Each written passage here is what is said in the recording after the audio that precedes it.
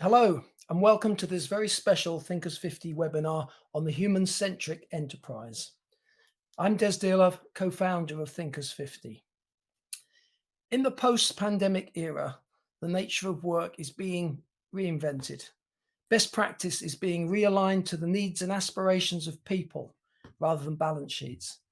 New technologies such as generative AI are going to have a big impact. I think we all know that, but they need to be placed in the human context as enablers of human achievement rather than replacements for people.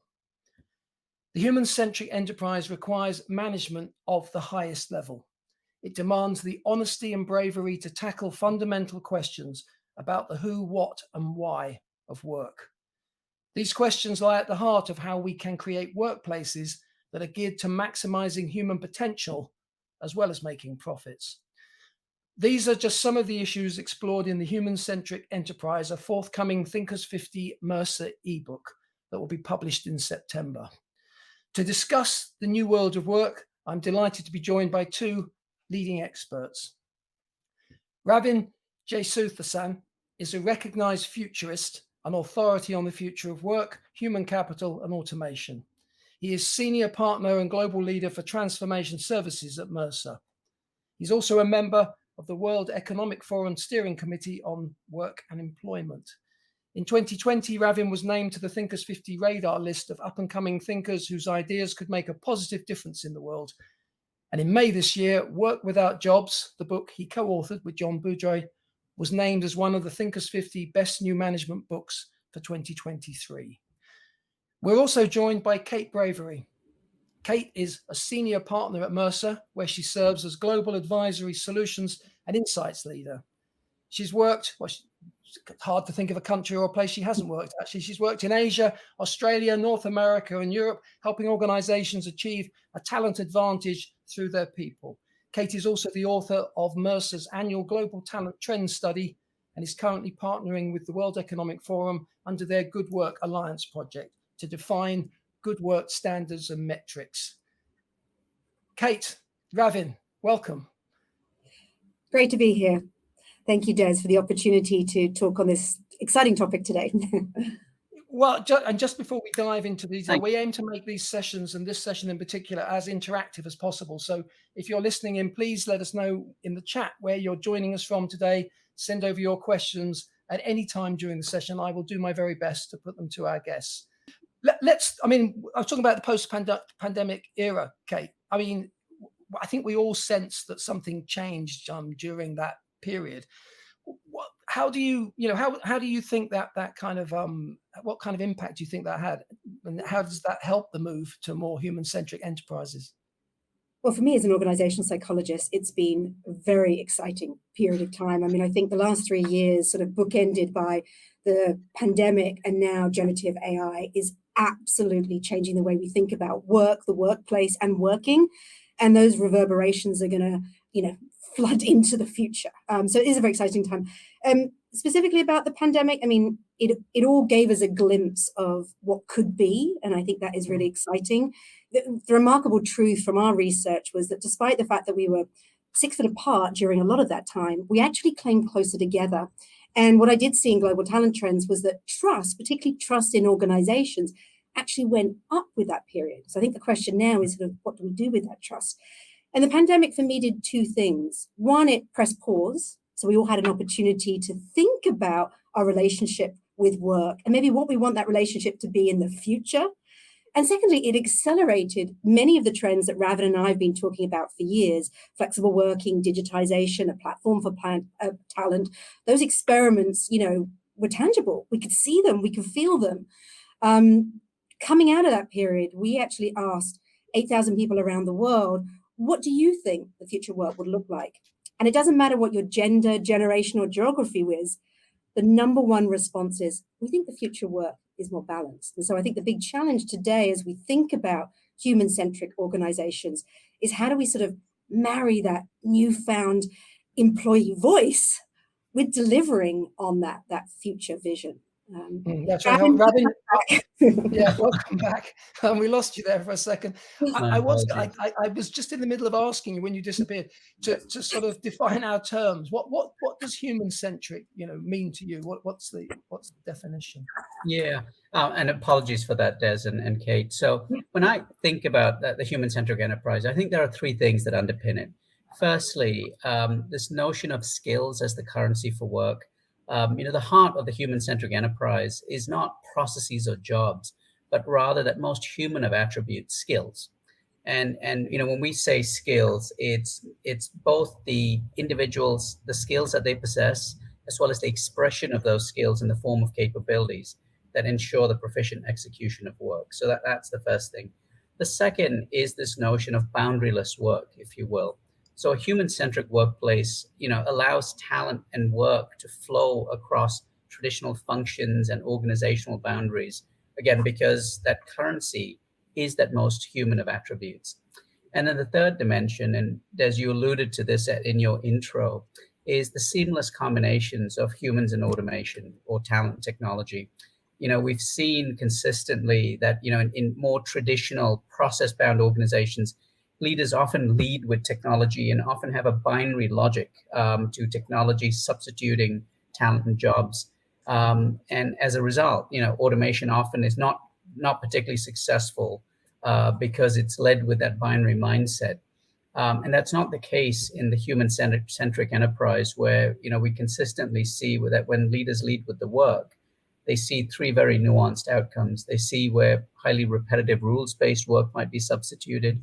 They see where human critical thinking, ingenuity, empathy, the ability to express emotion and care might be augmented by perhaps generative AI. They also see where the presence of automation might either create space for new human work or demand for new human skills. So three things that we see as being pivotal to that human-centric enterprise. I mean, obviously, a lot of people are fearful of the new technologies, and I don't think the conversation that's been being had about generative AI has particularly calmed people down. I think people that continue to be concerned. But I mean, from what you're saying, it's not necessarily, we should have a different attitude, or try to have a different attitude towards the new technologies.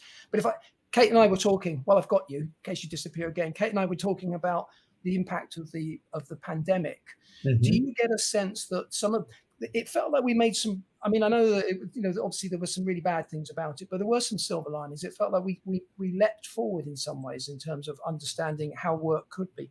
Do you think that we're slipping back now, or do you see this as what's the progress like, and are we still moving forward? Yeah, Des, I do think we are moving forward. It's tough to where you started. It's really difficult to overstate how much forward progress we made in the 3 years, right? And just to pick on one marker of it, in 1970, Alvin Toffler wrote about us living in electronic cottages in his book Future Shock. And in the United States, in 50 years, we got to a whopping 6% of all work that was being done full-time remote. And overnight, we got to 56%. Yeah. Now, I'm not saying we're going to stay at 56%, but I'm quite sure we're not going back to 6. So I do think we are making progress, but it does feel a little bit like, it feels like a little bit of return, sort of the return of the Empire in Star Wars, in the sense of, if you look at the discourse, particularly the last week around remote versus hybrid and in-person work, and some of the backsliding to leading with mandates and leading with one-size-fits-all policy decisions that have little grounding in logic, as opposed to leading in a more human-centric way. I think there is a little bit of backsliding going on, but certainly Kate and I, in the work that we do with companies around the world, see plenty of really good evidence of organizations leading with that human-centric sort of approach to whether it's the return to the office, whether it's the introduction of generative AI, or whether it's making their mission central to their value proposition. So I think we see lots of good evidence, the bad actors notwithstanding, I suppose. Well, I mean, I did notice that Google, of all people, who are giving us the technologies to enable us to do this wonderful, virtual working, now requesting that their own people go back to the office. But the point is, I think we are having the conversation, and that in itself is something, because it's now become an option that has to be discussed by organizations. Kate, do you get the sense that, I mean, we're talking about human-centric enterprises, but are human beings, as a result, not just as a result of this, but do you see people being more enterprising?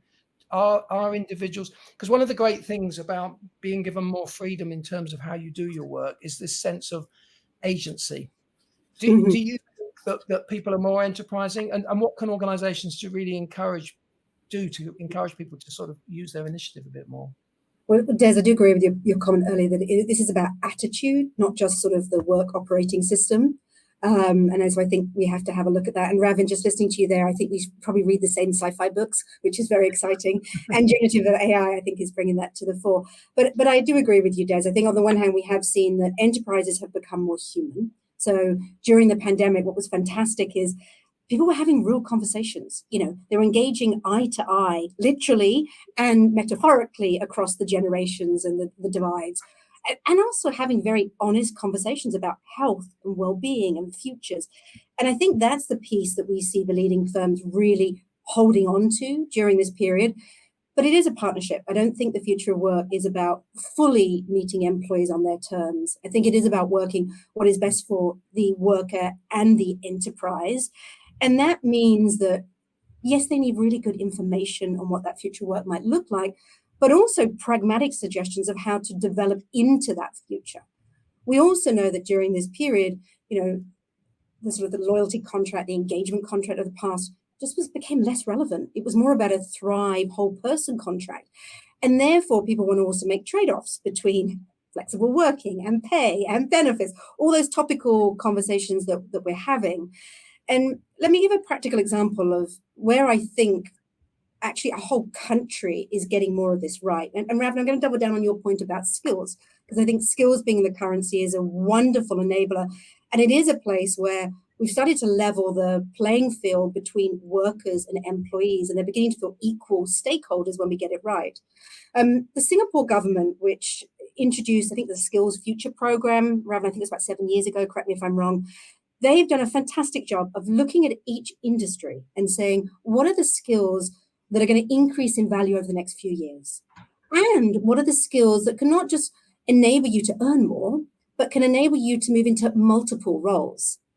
And what are the pragmatic learning or experiences you need to become an expert in those areas? What does that do for employees? Well, it gives them confidence that they can actually act with agency, as you said, Des. Yeah. It means that they can, based on their personality, make a choice. Do I want to go for gold and have this highly specialized skill, or do I want to play it safe and have a skill that can go into multiple areas?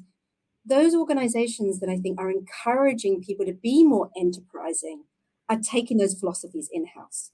They're being very clear about what does the skills look like over the next few years? What are the development opportunities? They're being transparent on it, and they're enabling people to take up those opportunities with internal talent marketplaces or hackathons or gigs. And I think that really does allow them to have agency. So yes, enterprises are becoming more human and humans are becoming more enterprising. And I think that's a good thing on both fronts. Yeah, that's good. And Ravin, I mean, to pick up on Kate's point about the skills as currency, can we unpack that a little bit? What sort of skills are you alluding to, and how can people keep track of which skills are valued by organizations, so that because I mean, the reality is quite often, if whether you're at college or you're doing a vocational course, there's a time delay between you investing in acquiring the skill and actually being able to, in your language, cash it in and use it as a currency. So how do people stay abreast of that and make sure that the skills they've got remain relevant? Because that's the big issue, isn't it? Yeah, that's a really good question. And I think this is where we are starting to see a pretty, as we see this pivot, right, from the jobs to skills as the currency for work, I think what we're seeing is kind of a re-leveling of accountability for identifying the skills, developing the skills, sustaining them, connecting the skills to work, and you're seeing that happen in a variety of means, right? From an organizational perspective, as companies implement internal talent marketplaces, what they're finding is that they get much better earlier signals about the demand for various skills. They get much better snapshots of who actually has the skills. If you think of how we've traditionally looked at skills, we might have assessed them when someone joined the company. We might assess them, periodically when perhaps that we're getting them ready for their next role. And if we supplement that traditional assessment with the inferring capabilities of some of these marketplaces, what you get is a much more robust and rounded snapshot of that unique bundle of skills that's Des versus Kate, the unique ways in which you could contribute. And it, from a talent perspective, what to me is really exciting is it gets beyond, how many times have we heard from colleagues or felt ourselves, gosh, I'm really trapped, because I can either go up or I can go sideways. And, the boss has been there, 2 years in the job and she's not going to go anywhere else. So up is blocked off, and sideways, well, I don't really want to be an accountant. So maybe not. So I'm sort of stuck here, versus if I've got unique insights into, and work is organized by skills, then I can create dozens and dozens of permutations that play out over time. And as you acquire skills, as you're nudged to acquiring different skills, as you get signals that say, you know what, Des, you're really good at X, Y, and Z, but look at, this is the emerging demand for these skills, and you're 2 courses away from being certified in A, B, and C. Now I've opened up dozens more opportunities and permutations for you. And so I think from an organizational perspective, the infrastructure is enabling us to do that. From a talent perspective, I think we're getting more and more signals and nudges and assets. And I think from a learning or a institutional development perspective, if you look at how some of the universities have been changing themselves, the National University of Singapore, just to pick up on Kate's point about Singapore, is now making education freely available for anyone who's graduated from there. So again, this promise that I will keep you perpetually relevant. So all of my learning resources, you have unlimited access to. The Harvard Business School does that now as well. And if you overlay on that what we're seeing with the ed tech sector and the more seamless access to adult learning that's available, I think you really start to see skills not just becoming the currency of organizations, but being the currency of countries and societies. No, that's interesting. Kate, I'm going to ask you about employee experience, because to some extent we're talking about it's sort of swinging this around a little bit and seeing things from the point of view of the individual, in terms of the, if you like, the educational experience, the fact that it's going to be lifelong learning, as Ravin's just described. People are going to be able to remain relevant because they're making a long-term investment in their own education going forward.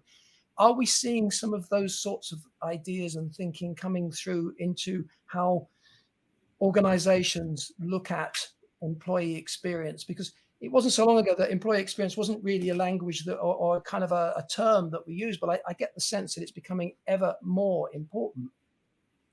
Absolutely, Des. And, you mentioned at the beginning that I do our global talent trend study. And year over year, employee experience never made the top of the list, both on the HR side or on the C-suite. When we ask the C-suite, what talent investments are going to deliver the return on investment? I'm not going to tell you where the employee experience was, but I think for a number of years, it was actually the bottom of like a list of 20. So you're absolutely right. That has changed. In the last study that we did, it was top of both executives list and HR. So I think a recognition that if we want to keep a healthy, engaged pipeline of talent, we need to create the work environments and work experiences that they want, I think really did shot up during the pandemic. And I agree with your comments earlier. There may be a little bit of ping back, but as a psychologist, I think it's important almost to do the overlearning. Let's go to the far extreme and then sort of calibrate back. So it'd be interesting to watch that out. We also in Global Talent Trends do a cut of high growth companies. So companies are growing double digit. And these companies were 3 times more likely to be focusing on the employee experience this year. What were they doing? They were micro-segmenting their workforce, so looking at the different kind of intersections that people are experiencing. They were looking at it, as you said, through an employee's lens, doing a lot of journey mapping, particularly as we're now living in digital environments, hybrid environments. What does that really look like? I think too many organizations sort of layered on the tech to old ways of working, which we all, quite frankly, found quite exhausting. So I think they're beginning to unpick some of that. And they were more likely to be co-creating the future of work with their people. And that's really exciting. We do regular pulse surveys, though, on how employees are thinking and how HR is thinking. We still see significant divides. And just some of the points that you brought up earlier about return to work, or as we now call it, flexible work, I think still shows that we've got deep divides in perceptions about how and where work gets done or should get done. And I think that's going to feed into the following year. But I do want to add one other aspect beyond sort of skills and flexible working. And that's that a lot of the contributors to the workforce today want to contribute beyond just profit.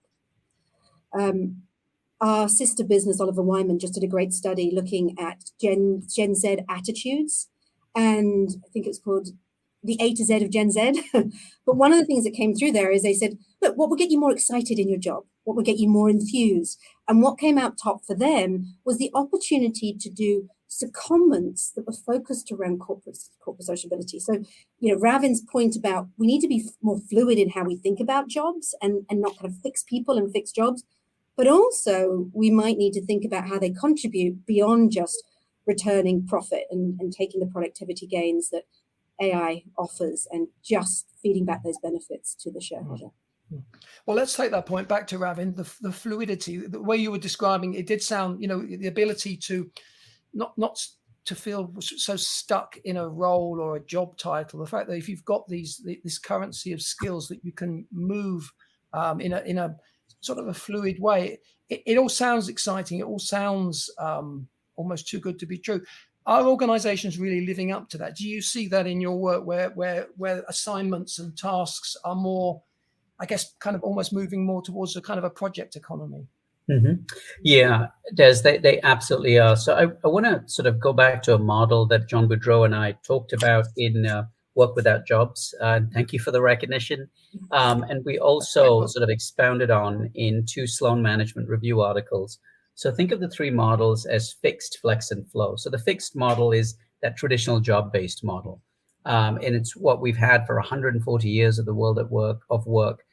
Even in that fixed model, which still has its place, particularly when you think of work that is tied up with compliance and control requirements, work that has, sort of various volume characteristics, even in those bodies of work, we're seeing a lot of organizations update the skills profiles that are required so that talent, both externally and internally, can be connected to that work. It might still be a job, but it's driving a lot more velocity and flow, even in that fixed construct. Now, where this gets interesting, Des, is as we move, if you think of this as a continuum from left to right of fixed, flex, and flow, as you move into that flex model, and that's where what you start to see is a hybrid state of both the job and the skills becoming the currency for work. We see organizations who use this model, and I'll give you a couple of examples in a second, being really quite good at giving talent in jobs the opportunity to express their skills in different domains, and the opportunity to take on projects and assignments and gigs to acquire new skills. One of the sort of lighthouses, if you will, for this flex model is, I think, is Unilever, who have been on this journey since 2017 when we first started working with them on their framework for the future of work. I think today all 70,000 white-collar talent has the opportunity to take on projects or to create projects on their internal marketplace. To be able to get work done. So they're a great example of that flex model. And then the flow model is where I think of it as agile on steroids, where essentially you have talent connecting to work through projects and assignments and gigs. They might all be employees, but they're not bound up in jobs. And this is particularly relevant for skills that are needed across the organization. So think data scientists, think program managers, think digital talent. We need their skills in operations, in marketing, in HR. And by having this flow model, we've seen some really remarkable outcomes. And one insurance company that we worked with, as we moved their data scientists from that fixed model to the flow model, actually saw a 600% improvement in productivity over 18 months, and much higher retention rates of that talent, because they were now able to take on a whole variety of different projects. They could their downtimes were reduced, and they could also design in space for learning into the flow of work because of that big gain in productivity. So I'm hoping that those 3 models are helpful. Yeah, no, that's great. I love the fixed flex and flow. Brilliant. Kate, and yet we keep hearing about labor shortages. I mean, I want to ask you, we had a lot of talk about the Great Resignation. We had a lot of talk about people quitting. We still seem to have this sort of hangover from pandemic where everywhere you go, people can't find enough people. And the obvious places are, when you go into a restaurant or a pub, and you can see it very visually. But is that still the reality, and what is causing that now, and how can we kind of unblock that? Yes, I totally agree. I think we are still all seeing it. I just at an airport yesterday, and I was seeing it up close and personal for about 2 hours. But no, I do think we're going to continue to see labour shortages. I mean, we are living through some extraordinary times. And they're times which many of the people leaders just haven't faced before, persistent inflation, hot labour market, and job uncertainty. And then, of course, you add to this aging population, workforce segments that haven't returned fully to the workforce or are just not able to participate, and job creation that is probably skewed towards the West. I think we are, without intentional design, going to see continued labour shortages, and maybe given the conversation we just had, continued skills shortages, which of course just compounds that. And just to put some facts on this, the World Economic Forum Future of Jobs report was out just a couple of months ago, and they predicted that in the next 5 years, there will be a net decline of 85 million jobs. So AI, automation, or things we would talk will destroy up to 85 million, but they will also add 79 million jobs. That's a churn of about a quarter of all jobs. That's sizable. And obviously AI is part of that, but also the green transition is one of those opportunities. And there's probably a chance to match where are people in jobs that are most vulnerable, and how can we target them for the jobs of the future? So I think this workforce dislocation that we're seeing is actually probably bigger than we are feeling it at the moment, which just goes back to the comments that we've all said today, is we've got to make sure that we're learning in the flow of work. I think the estimates are that 40% of your skills, Ravin's skills, my skills, just won't be relevant in the next couple of years. Of course, working out which 40% is key, but if we're not learning as we go, which demands more intentional work design, as Ravin's been sharing, we're just going to continue to fall behind. And I think that's a real concern. You mentioned they're quite quitting. There is also a piece about not all jobs are equally attractive, and not all workplaces are equally attractive. And I think we've got to tackle that along the way as well. And that's where a lot of the work we've been doing with the World Economic Forum on good work that you mentioned at the beginning. But yes, we are set to see more of this. And I think that's why we certainly feel so passionate about we need to start redesigning work now.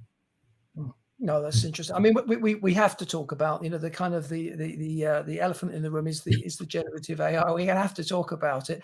I mean, there was a time not very long ago where, because I'm started out as a writer and consider myself one of the creative classes, where we felt slightly smug that actually, AI wasn't going to be able to do what we do because we're creative. But actually, the really terrifying thing is that, of course, what we're seeing is that doesn't appear to be the case. People like me, journalists, authors, aren't necessarily going to be insulated from these changes. So, you're a world expert on automation, Ravin. How is generative AI actually changing the nature of work? And should we be alarmed or should we be seeing the opportunities as well? Yeah, Des, it's been really fascinating for the last sort of 8 to 10 months or so, watching this progression of generative AI, and not just, what we've seen with ChatGPT and what that does with writing, but, if you think of Midjourney or DALL-E 2 or Codex, and essentially what you're seeing is the democratization of knowledge and creativity, to the point you just made, right? And what gets to me, what's really intriguing is watching this, all of the studies that are coming out that sort of actually map out the productivity impact of generative AI. And what I'm cautiously optimistic about is the potential for this technology to reverse what has been driven by the last set of technologies. If you go back to the third and fourth industrial revolutions, right? many of the technologies that were introduced perpetuated inequality, versus what I think this has the potential to do, if we choose to use it in that way, is actually democratize that opportunity and to reduce inequality. So some of the studies, particularly by Brynjolfsson at Stanford, where they looked at in a call center, the introduction of generative AI, it improved the productivity of the overall pool of call center representatives by 20%, but it improved the productivity of the least experienced talent by almost 30%. And that to me is what's sort of intriguing. And we've seen similar examples, not just in call centers, but with economists.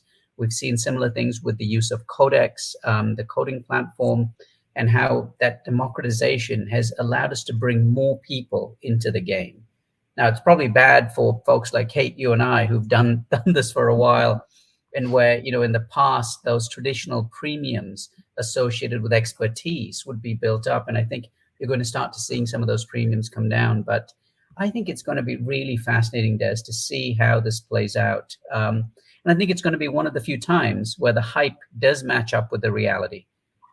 We certainly are working with many organizations to introduce generative AI. We're working with them to sort of rethink how the work of HR might be done to incorporate generative AI into that. So it'll be fascinating to see how it plays out. And it's certainly going to, I think it has the potential, as you said at the beginning, to allow us to build more human-centric enterprises. But as with any tool, do we use it to do that, or do we use it to maybe perpetuate our legacy, which wouldn't be a good thing? Yeah. No, I think we all fall into that. It's tempting to fall into that binary model. Technology's it's very evil or it's very good, and of course all technology, as you rightly say, all technologies are only as good as the the purpose for which they're used and the people who apply them. So I think that's a very valid point. I mean, it's funny too that we're all for democratization until it's the skills that we've actually got that might be democratized, and then all of a sudden we're like, I'm not so sure about that actually, because I was quite happy having a set of skills which were built on years of writing for newspapers and other organizations. Kate, we talked earlier about attitude, particularly with the technology. How can we and I include us, all three of us in this, as well as the rest of the world, how can we kind of work with technology rather than regarding it as a threat? How do you approach that kind of mindset? Well, firstly, I think we need to make friends with the tech, and just like friends that we have in the work environment, sometimes we don't always get on well initially, particularly when they bring different skills into the equation. But when I step back, I've certainly done my most innovative, creative work with people who are different to me. And so I think what's most exciting is that this tech is forcing us to really understand what is the unique contribution of humans, and what might it be in the future when we have more amplified intelligence, and where should we be leaning more on tech? So I think, we have got expert in doing things, but I'm not sure some of that expertise we built is necessarily going to be useful in the future. And knowing that early, I think, is really exciting. I also believe that, I've worked all over the world. When I was in Japan and in China, the attitudes towards technology are very different to other places that I've lived. And I think in part it's because you see it, you feel it. You go to a restaurant and everything's digitized. You have a robot serving you. And so I do think there's a lesson there for us all about just increasing the exposure. Like Ravin, I am thoroughly excited about what generative AI is going to offer. I mean, generative AI looks like all those sci-fi movies I watched as a kid. So I think that's inspired us all. And I think that future that it can offer, and certainly the way it can level the playing field, as Ravin mentioned, for those in middle roles. I mean, you think about putting a large language model that is domain specific around medical information into the hands of a nurse versus a doctor, you can really see which one benefits from that. So I think the possibilities for it to really change the game are significant. And yes, of course, there's some risk there. I also think we have to be careful about some of the messages that we as leaders intentionally or unintentionally send to our people. So we've got to bolster experience. And if these are our new friends, we need time to actually play with our friends. And that probably comes back to a lot of what you've been saying, Ravin, about work design. And, that last question, I was just thinking while you guys were chatting about the question on labor shortages, because these have got to be looked at together. AI and technology means work can be done differently. So where I see companies tackling that labor shortage are ones who are looking at strategic workforce planning around the work for the future and not stuck in the jobs of today. And that means technology can release some of the burden on supply and demand. I also see people thinking about, with technology, maybe we can have people, to Ravin's point, that, where there isn't that premium for expertise. So we've got more novices doing jobs intentionally. So we solve some of those supply challenges, and they're learning as we go. I also see some organizations using technology. One company I was chatting to last week said every single job in our firm is now can be a job share. And that the reason they made that decision is they had the right technology to do scheduling around preferences. And of course, that brings a lot of the workforce that maybe has really struggled to come back since the pandemic into our workplace. And so I think it can be part of the solution. It's interesting. There's a whole lot in there that could be unpacked. But the couple of things that struck me and what you were just talking about is the notion that we try and understand what is the unique contribution of humans. Because I think at the moment the conversation is a bit binary.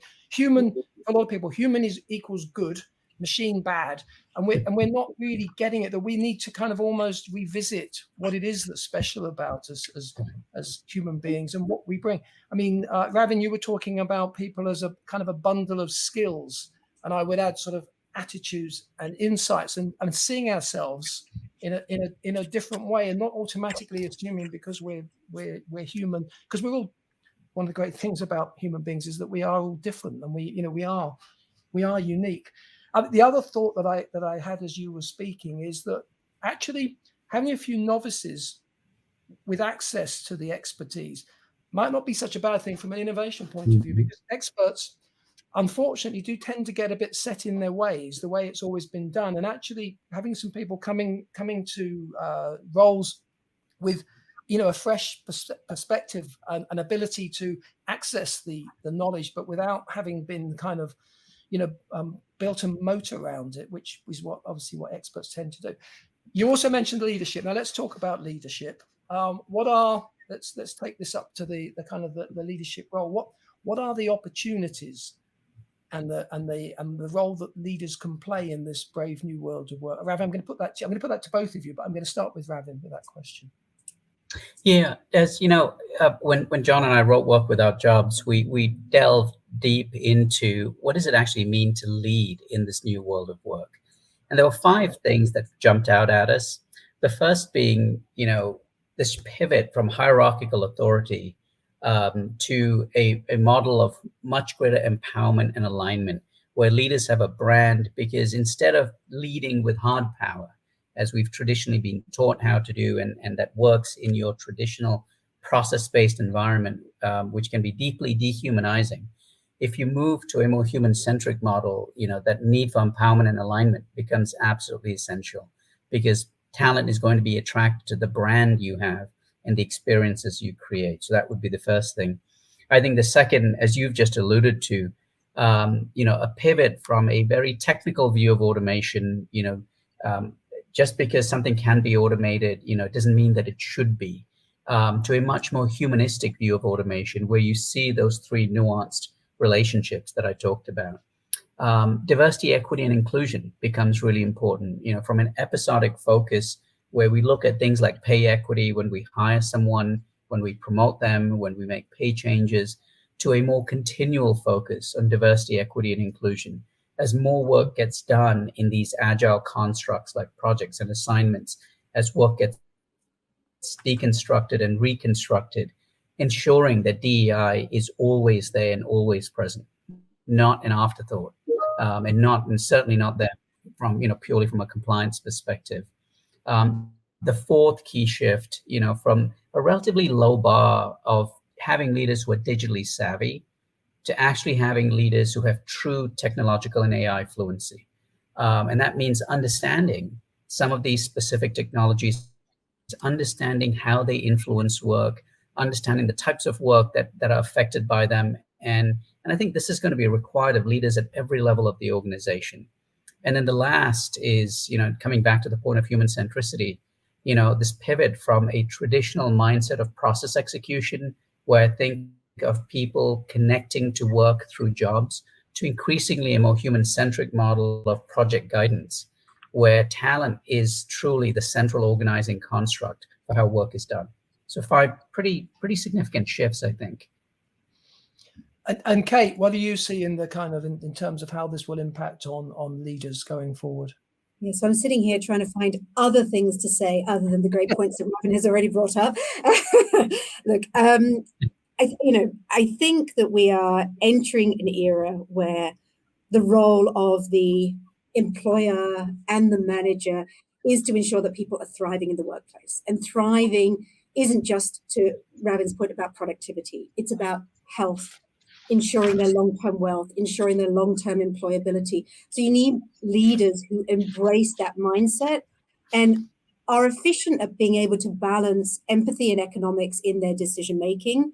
I think Ravin's points about skills require us to cultivate that learn-it-all culture rather than know-it-all culture. Otherwise, we're going to be fall flat. But sort of the devil in the detail around that is we've got to not just go to the people that we know can do the job, but we've got to think about the long-term pipeline and who will benefit from the development. And I think tech can play a part there, but welcoming non-traditional talent to the choice development assignments in our company, as well as externally I think has to be part of the equation. And I think if we really do believe that this Thrive contract is what people are craving, or maybe the younger generation, a lifestyle contract, we've got to be curious about their well-being. We've got to be honest about the things that deplete their energy in the workplace and get in the way of them doing jobs, loving their jobs. And we've got to be using all that great data that Ravin was talking about earlier so that we can nudge them to make better decisions, whether it's on which preventative healthcare interventions will make a difference to different segments of the population's long-term health, or hey, you've got these 3 or 4 skills. If you learn these other 2, that's going to make you more marketable in the future. And so those are some of the things that I think managers have got to get close to very quick. And that, to Ravin's point around digital fluency, requires digital skills and skills around empathy that maybe are a little bit different to what we've leaned on in the past. There's a fantastic line, I think it's your line in the ebook that I was talking about earlier, that's coming out in September, where you said the job of management is shifting from being a director of tasks to being an enabler of dreams. Kate, I just thought that was such a good line. Where does that come from? And can you just unpack that a little bit for us? I actually think that's a client quote, and I think I loved it. And I think it actually came from, we had the privilege of partnering with the World Economic Forum during that period of the pandemic. Very interesting. We won the project on the future of work about 3 months before the pandemic hit. So you can imagine the whole agenda wasn't just about skills and AI, which maybe is a little bit coming back. It was about health and well-being and all of those topics. And I think this was a revelation from one of the members is saying, boy, as our executive team are now having like drop-in sessions with employees every week, which we've never done before, executives are sort of realizing, wow, there's a gulf that over the years had emerged between our people and our executive team. And the pandemic squashed that. And they were saying, a lot of them were having revelations about what is their new role. And many of the CHROs we partnered with said if they could do their talent slates that they had just done a few months before the pandemic, 1 year in, people would be in different places. So I think there is a revelation that people leadership is not about leading, as Ravin said, the productivity parts of the business. People leadership is inspiring all of the different contributors who work for your business today and tomorrow so that they choose to contribute and bring their best selves into the workplace. Because physically getting people back into the office, I don't think is the end goal. It's about getting them back emotionally and them being inspired to work with all these new techs to create great opportunities in the company, but also to build the skills they need to stay relevant in the future. I see somebody's Sushma is very much like the enabler of dreams quote. I can see that. Folks, people are listening in. Please do send us your questions. We've got our experts for another sort of 15 minutes. So do take this opportunity to ask your questions. I wanted to ask you a bit about culture. Obviously, it's a big topic, but how do we create human-centric cultures? Ravin, how do we start to do that, or are we already sort of part of the way down that road? Yeah, I do think we're more than part of the way down that road, Des, just to be optimistic about it. In the book, we talk about all of these different dimensions of what the human-centric enterprise looks like. Kate and I have touched on some of the key underpinnings, right? It's leadership, it's the operating model and how we sort of, make decisions. It's that North Star of what actually grounds those decisions, that it's not just about the profit motive, that it is a much more encompassing focus on mission and purpose, and the goal being to build an ever more agile, resilient, and flexible enterprise. And it's the re-architecting of all of the artifacts of culture. And just to pick on the one we've sort of touched on over the course of this conversation, space, right? So much of culture was, pre-pandemic was shaped by the space we were in. I'd see Kate at the water cooler and we'd talk about our kids, and culture existed between 9 to 5 within the 4 walls. And if you think of what culture looks, it certainly extends beyond those 4 walls. It extends to to artifacts like the platform we're on, shaping that culture. So I absolutely agree that culture is really at the heart of this. But it does require us to think of culture with a very different frame than we might have in the past. Did you want to add to that, Kate? No, I was just listening to you there. I mean, so much has changed about the cultural experience that we have, and it looks so different. I mean, many of us are engaged in asynchronous work. We've got cultures for hybrid workers, cultures for remote workers. So understanding that is important. And I think we've touched on a few today. We talked about learn it all climate versus know it all climate. We've talked about health and well-being. The one that we haven't touched on, Ravin, that I do also think is pay is also a vehicle of talking about culture. And I think during this period, We've seen a lot of people have felt actually it doesn't pay to stay and we can earn more by switching jobs. We've got to change that. I mean, if you work really hard to bring talent that fits with your company, is motivated by your company, and a lot of, I think, Ravin's earlier points about talent marketplaces create that transparency and that vibrancy. So people say, actually, there's a payoff for staying with the firm. And so I think that's a big part of culture that we need to get right. The last point I want to say on culture is, look, culture just doesn't happen. And I think we have to intentionally design it for what's next.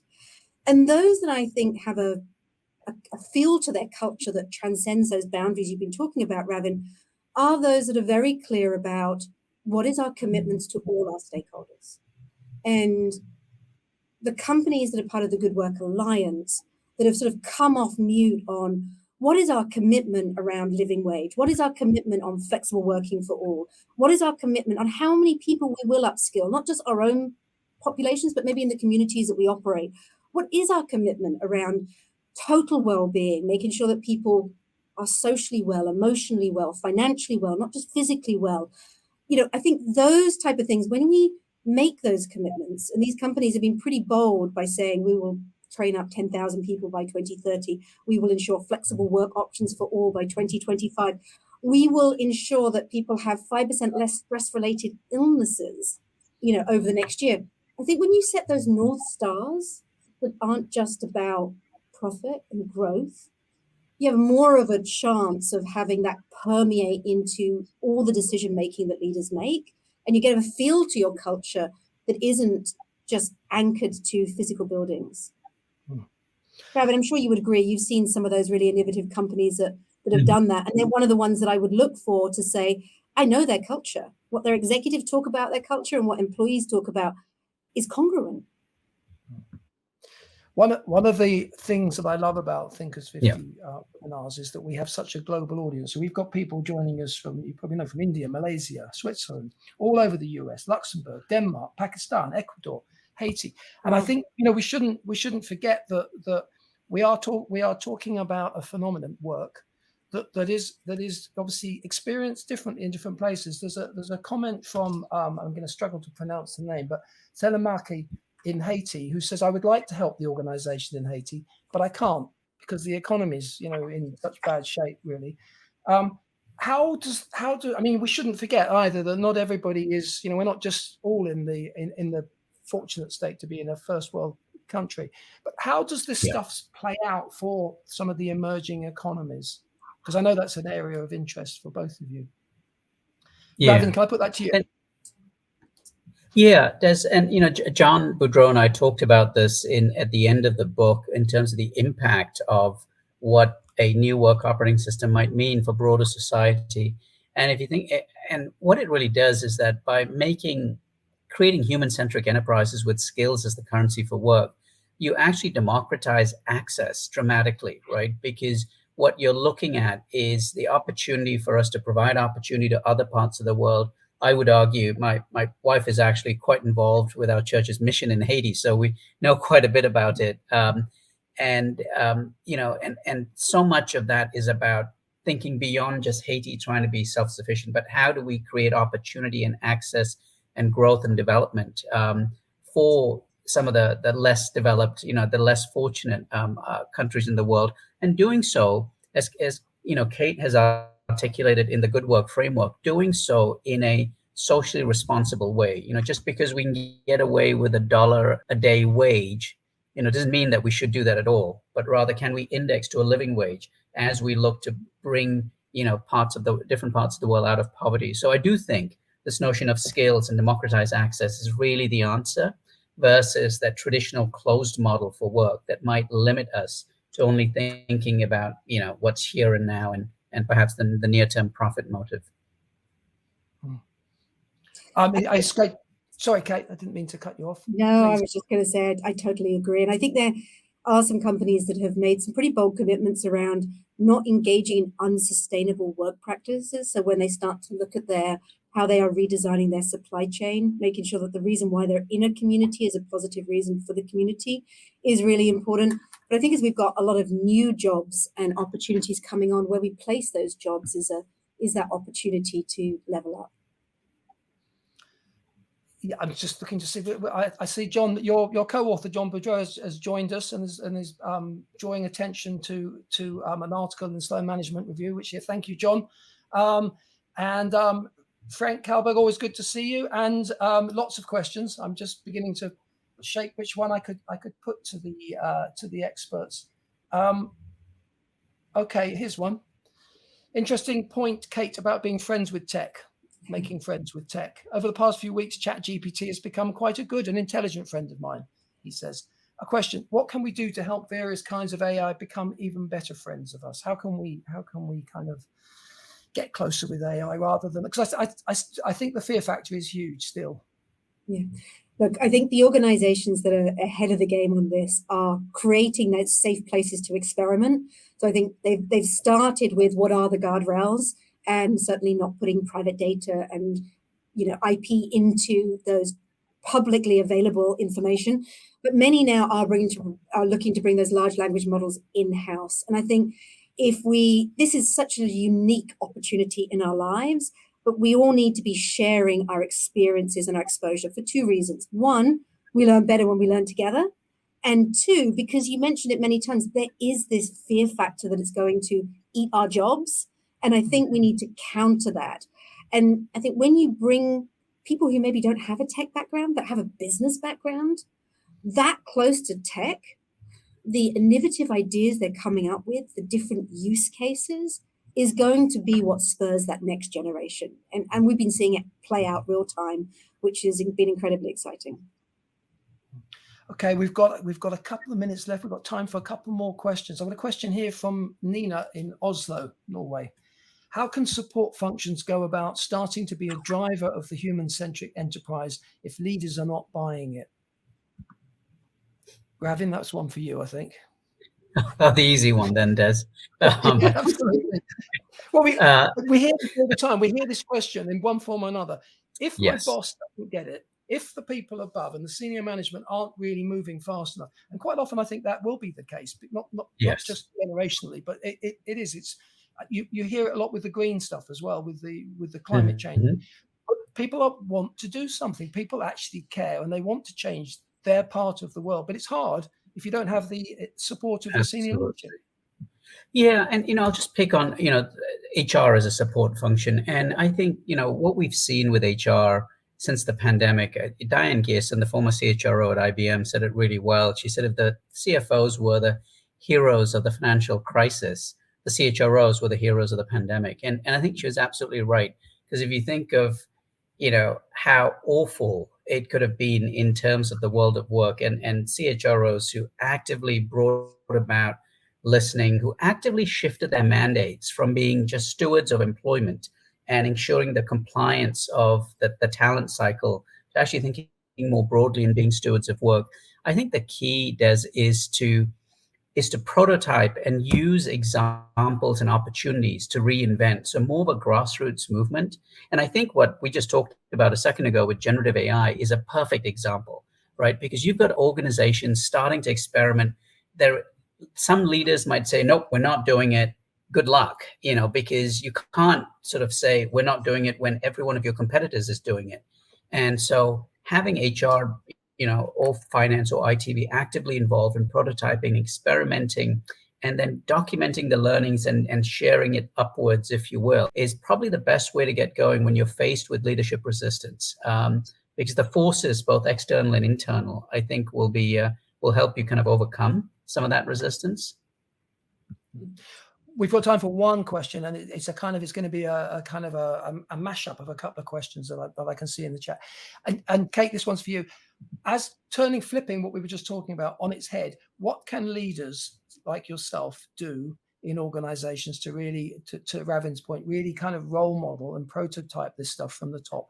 Can you give us an example of what that looks like?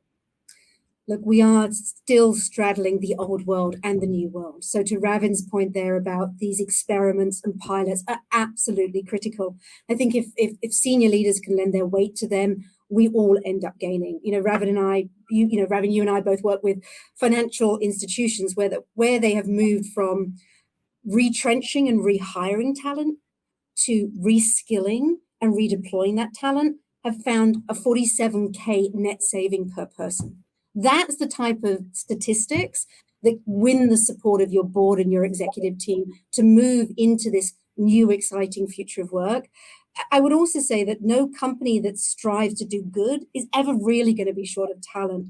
So really looking at what is that broader mission and purpose, and how can people touch some of those commitments at a local level, at your team level, is also really important for inspiring the next generation. And then I would probably just end with, I mentioned at the beginning about employees have this incredible amount of trust that we as senior leaders are going to figure this out. And quite frankly, we've shown that we're not that good at figuring it out, certainly not alone. And so we do need to continue to listen, learn, collaborate with the diverse voices in our organizations if we're going to truly build those brighter futures for all. That's a good way, I think, a good kind of call to action. We are out of time. I knew this would happen. We could talk about this forever because it affects all of us. That's the thing.